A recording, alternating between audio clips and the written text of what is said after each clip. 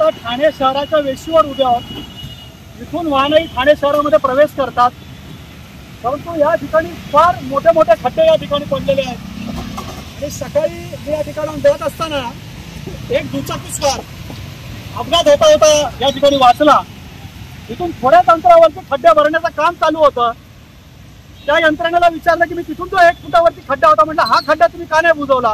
तर त्यांनी सांगितलं की आम्ही फक्त लहान लहान खड्डे बुजवत आहोत, आम्ही मोठे खड्डे बुजवत नाही आहोत।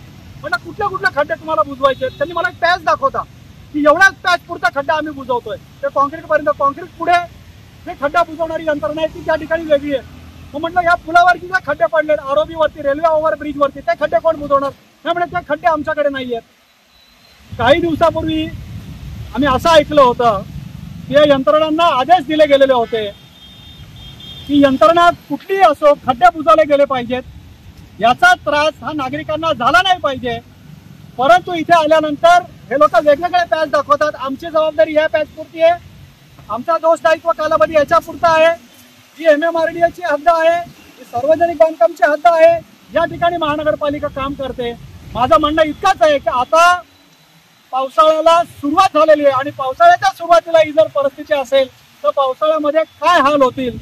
त्यामुळे पुन्हा एकदा या सर्व यंत्रणांची एकत्रितपणे बैठक घेणं गरजेचं आहे आणि या बैठकीमध्ये त्यांना आदेश दिले गेले पाहिजेत की ठाणेकर नागरिकांना कुठल्याही प्रकारचा त्रास त्या ठिकाणी झाला नाही पाहिजे आणि एक खड्डे त्या ठिकाणी बुजवले गेले पाहिजे की जेणेकरून त्या ठिकाणी कुठल्याही प्रकारचा अपघात किंवा जीवितहानी होणार नाही आणि या ठाणेकर नागरिकांना या खड्ड्यांमुळे त्रास होणार नाही।